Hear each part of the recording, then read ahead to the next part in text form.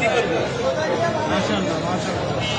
আমি এক ট্রাক খাওয়া আনছি, ওটা ওইখানে যাচ্ছি, তার আগে আমি এটা দিয়ে এটা কিসের? বাট এটা আমার মা জমাইতো, মারা গেছে 4 বছর আগে, সে মারা গেছে।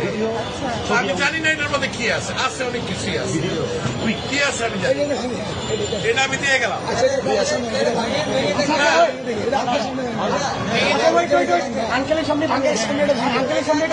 যা আছে আমি এক ট্রাক খাওয়া আনছি, এটা নিয়ে আমি এখন ওইখানে যাচ্ছি। আন্টি মারা গেছে, না আমার মা মারা গেছে, এটা তো বহু মূল্যবান, মানে আমার কাছে এটা অনেক মূল্যবান, 2 টাকাও থাকে অনেক মূল্যবান। আপনি কি চান আপনার সামনে আমরা এটা ধারণ করি? আপনি দেখতে চান? যদি চান, আচ্ছা আপনি চান, আপনি যদি চান, আপনি চান, আচ্ছা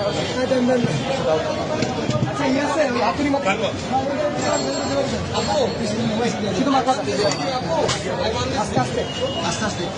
বাচ্চারা দেয় সাইকেলের পয়সা, আমার বয়স কিন্তু 65। আপনি চান তো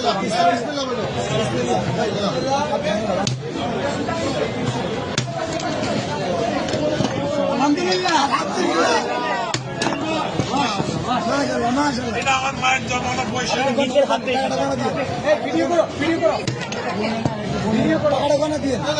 বলতে হবে না, আপনি এখানে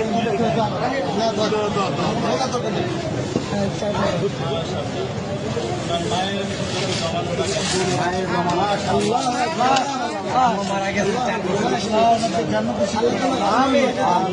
4 বছর জন্য দোয়া করবেন, এটা আমার বড় ভাই। ছেলে খেলার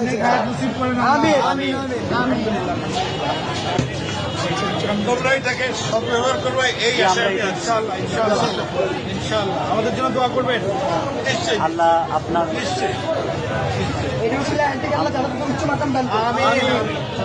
আঙ্কেল আপনাকে ধন্যবাদ আমাদের বৈষম্য বিরোধী ছাত্র আন্দোলনের উপর ভরসা রাখার জন্য।